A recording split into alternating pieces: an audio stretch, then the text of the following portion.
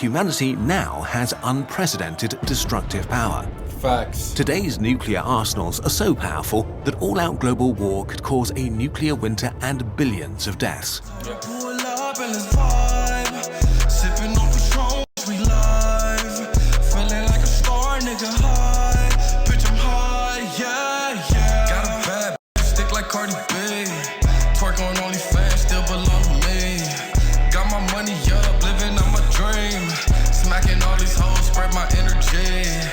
She got a man, don't feel her knees. Bad little bitch cold, made a nigga freeze. Ay, I just want the top, told her on the knees, yeah. What's good? Dark Knight gang, motherfucking gang, bitch. I'm Neptune. Bro, is civilization on the brink of collapse? That's the video we're gonna react to today. It's by YouTube channel Kurzgesagt, however you pronounce it. Kurzgesagt. I don't know. Anyway, yeah, we're about to watch this video. This should be a fire video. Is civilization on the brink of collapse? So, think about this. Every great civilization eventually comes to an end. If you look at history, if you took history in high school, nigga, you know the Roman Empire that eventually collapsed. Atlantis, if Atlantis was real, eventually collapsed. The empire that Genghis Khan set up eventually collapsed. Every great empire, every great civilization always has to come to an end. So the question for today is the current civilization on the brink of collapse? This should be a fire video. I'm ready to hop on into it. Shout out to the gang. Hope everybody's doing good. Hope everybody's doing great. As you can tell, I'm feeling good. I'm feeling great. Let me show the tat. Oh, yeah. Yeah, I've been working out. I've been eating healthy. So your mama will be on my dick. Anyway, I'm ready to hop into this video. Shout out to the gang. We about to watch this. Let's go. At its height, the Roman Empire was home to about 30% of the world's population. And in many ways, it was the pinnacle of human advancement. Its citizens enjoyed the benefits of central heating, concrete, double glazing, banking, international trade, and upward social mobility. Rome became the first city in history with 1 million inhabitants and was a center of technological, legal, and economic progress. An empire impossible to topple, stable and rich and powerful. Until it wasn't anymore. Facts. First slowly, then suddenly, the most powerful civilization on Earth collapsed. By civilization, we mean a complex society where labor is specialized and social classes emerge and which is ruled by institutions. Civilizations share a dominant mutual language and culture and domesticate plants and animals to feed and sustain large cities where they often construct impressive monuments. Civilization lets us become efficient on large scales, collect vast amounts of knowledge, and put human ingenuity and the natural resources of the world to work. Without civilization, most people would never have been born, which makes it a bit concerning that collapse is the rule, not the exception. Virtually all civilizations end, on average, after 340 years. Quote-unquote, Christopher Columbus found America 1592? 1492. That sounds about right. Either 1492 or 1592. So it's been over 340 years for us. And civilization is looking kind of rough right now. It's looking a little shaky, baby. Like, you know what I mean? We past due. America, say goodbye. This is rarely nice for individuals. Their shared cultural identity is shattered as institutions lose the power to organize people. Knowledge is lost, living standards fall, violence increases, and often the population declines. The civilization either completely disappears, is absorbed by stronger neighbors, or something new emerges, sometimes with more primitive technology than before. If this is how it's been over the ages, what about us today?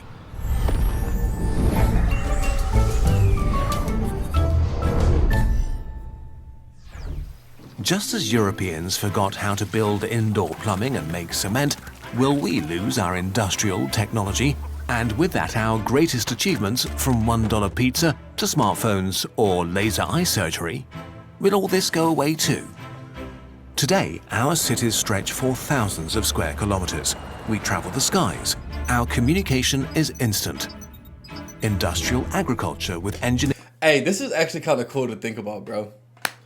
Just imagine if, let's say, civilization was wiped out from like a nuclear bomb or whatever. Let's say nukes. We shoot nukes to China, China shoot nukes to us, and the whole world nukes itself. Russia goes crazy and starts a nuclear war, right?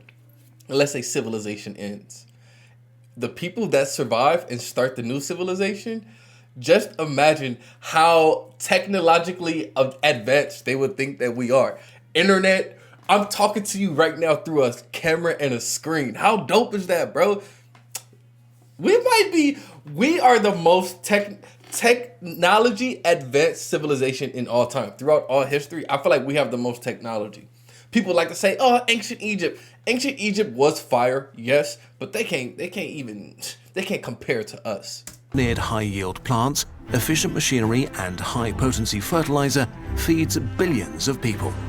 Modern medicine gives us the longest lifespan we've ever had, while industrial technology gives us an unprecedented level of comfort and abundance, even though we haven't yet learned to attain them without destroying our ecosphere. Facts. There are arguably still different civilizations around today that compete and coexist with each other, but together they also form a singular global civilization. But this modern globalized civilization is even more vulnerable in some ways than past empires because we are much more deeply interconnected. A collapse of the industrialized world literally means that the majority of people alive today would perish, since without industrial agriculture, we would no longer be able to feed them. And there's an even greater risk. What if a collapse was so deeply destructive that we were unable to reindustrialize again? What if it ruined our chances of enjoying a flourishing future as a multi-planetary species? A global civilizational collapse could be an existential catastrophe, something that ruins not just the lives of everyone alive today, but all the future generations that could have come into being. All the knowledge we might have discovered, the art we might have created, the joys we might have experienced would be lost. Yeah. So, how likely is all of this? Let's start with some good news. While civilization collapses have happened regularly, none have ever derailed the course of global civilization. Okay. Rome collapsed, but the Aksumite Empire, or the Teotihuacans, and of course the Byzantine Empire, carried on. What about sudden population crashes? So far, we've not seen a catastrophe that has killed much more than 10% of the global population. No pandemic, no natural disaster, no war. The last clear example of a rapid global population decrease was the Black Death, a pandemic of the bubonic plague in the 14th century that spread across the Middle East and Europe and killed a third of all Europeans and about 1/10 of the global population. Okay, so only 10% of the population. I wonder what percent of the population died due to COVID. I feel like it's hella low, probably like 1%, 2%. If any event was going to cause the collapse of civilization, that should have been it. But even the Black Death demonstrates humanity's resilience more than its fragility. While the old societies were massively disrupted in the short term, the intense loss of human lives and suffering did little to negatively impact European economic and technological development in the long run. Okay. Population size recovered within 2 centuries, and just 2 centuries later, the Industrial Revolution began. History is full of incredible recoveries from horrible tragedies.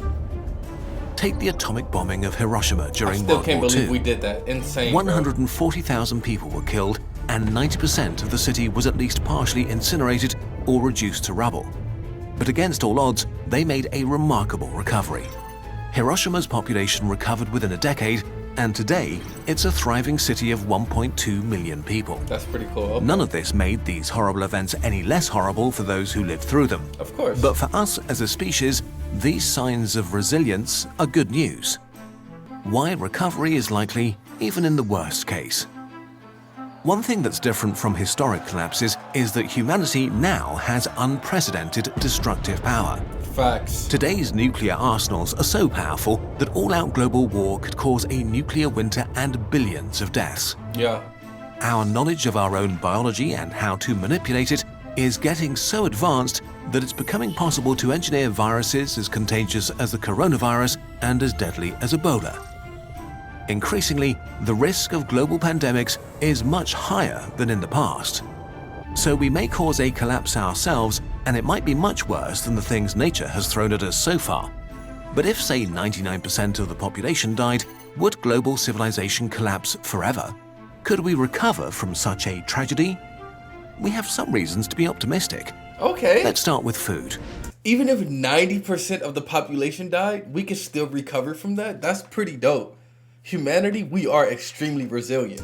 There are 1 That's billion fire. agricultural workers today, so even if the global population fell to just 80 million, it's virtually guaranteed that many survivors would know how to produce food. And we don't need to start at square one, because we could still use modern high-yield crops. Maize is 10 times bigger than its wild ancestor. Ancient tomatoes were the size of today's peas. After agriculture, I didn't know the that. next step towards recovery would be rebuilding industrial capacity like power grids and automated manufacturing. A huge problem is that our economies of scale make it impossible to just pick up where we left off. Many of our high-tech industries are only functional because of huge demand and intensely interconnected supply chains across different continents. Even if our infrastructure were left unharmed, we would make huge steps backwards technologically. But then again, we are thinking in larger timeframes. Industrialization originally happened 12,000 years after the agricultural revolution. So if we need to start over after a massive collapse, it shouldn't be that hard to reindustrialize, at least on evolutionary timescales. Yeah, I get what he's There's a saying. hitch though. The Industrial Revolution was fueled literally by burning easily accessible coal, and we are still very much reliant on it.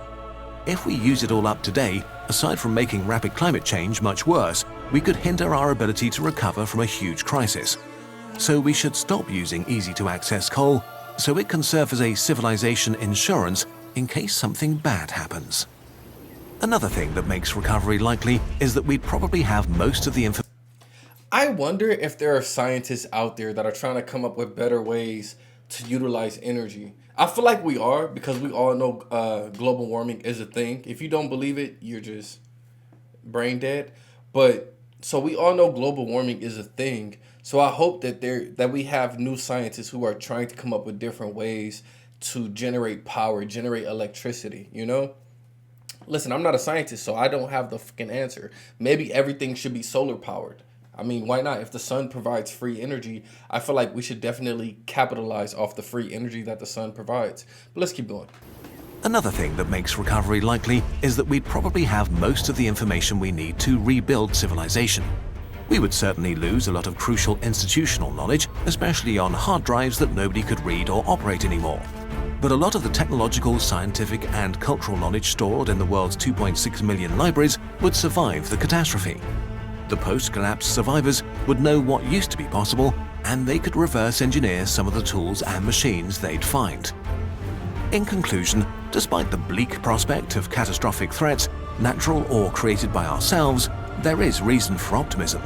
Humankind is remarkably resilient, and even in the case of a global civilizational collapse, it seems likely that we would be able to recover. Oh, that's even fire. if I like many it. people were to perish or suffer immense hardship.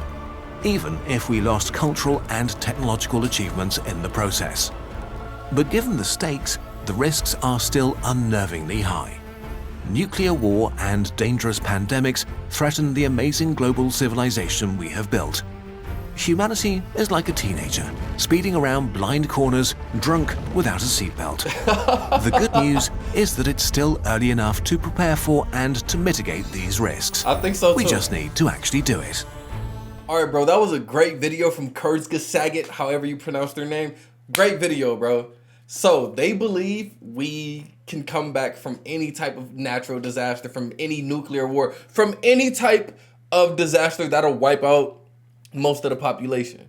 I believe so too. It's happened plenty of times before. Why wouldn't, let's say for instance, Russia is like, you know what, we dropping nukes on everybody, right? And boom, they blow everything up except for themselves, obviously. The Russians will rebuild and they'll repopulate and civilization will come back. Let's say we drop nukes on the whole world. Everybody just like, They pressed the button. United States, China, Russia, we all dropped nukes everywhere. Like the homie from Kurzgesagt said, even if 10% of the population survives, we'll be able to bounce back. That's pretty cool, man. That's pretty cool to think about. Humanity is definitely resilient. Shout out to the gang. This was a great video. I hope you guys liked it as well. I love videos like these. These are the type of videos that I watch by myself. You know, I love to just think and ponder like, is civilization on the brink of collapse? Let me know what y'all thought down in the comments. Shout out to the gang. Everybody have a good day. Yeah. Got all the vibes. Yeah, I got all the vibes. I can't let you run. A nigga